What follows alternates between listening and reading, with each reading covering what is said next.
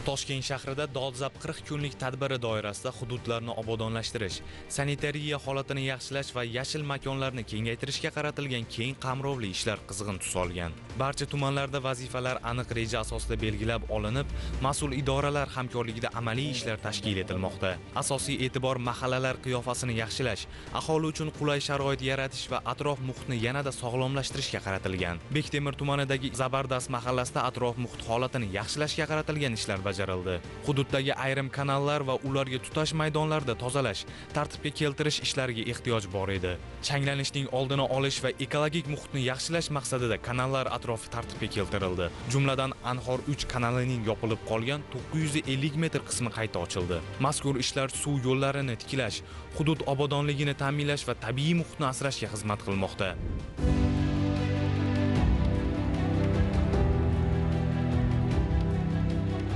Muhtaram Prezidentimiz tomonidan e'lon qilingan dolzarb 40 kunlik tadbiri jarayonida mahallamizda qator ishlar amalga oshirildi.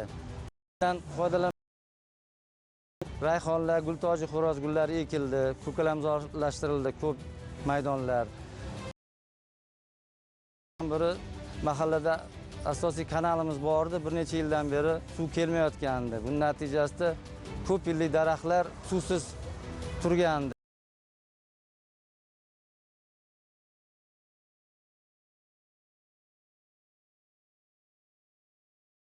Juda ham mamnun.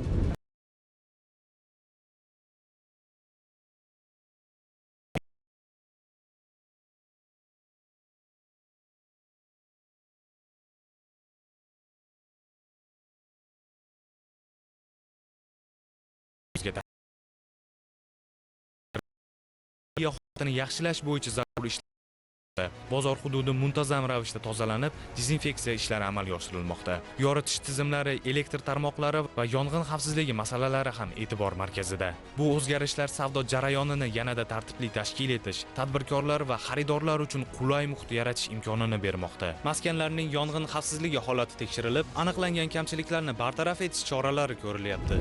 Yurtboshimizni tashabbuslari bilan shu bozorimizga ancha-muncha o'zgartirishlar kiritildi. Bitta qo'yli bozor va boshqa bozorlarga borsangiz yangilanishlar, remont bo'lgan, tadbirkorlarga oson, qulay shart-sharoitlar. Keldi-ketdiga ham, misol mehmonlar kelsa ham, hali xursand bo'lib chiqadigan holatlar bo'lyapti. Bozorimizda böyle remontlar bo'lib chiroyli bo'lib qoldi, ko'z tegmasin. Avvalambor yurtboshimizga rahmat. O'rtalar bu dabdalashib yotardi, sayashga maylar, xaladaydi, kim xohlasa prilavka, kim xohlasa go'sht sotardi, kim xohlasa kartoshka sotardi. Nima yo'q edi. Hozirgi holatda misol hamma kiradi. Misol mana hozir zo'r.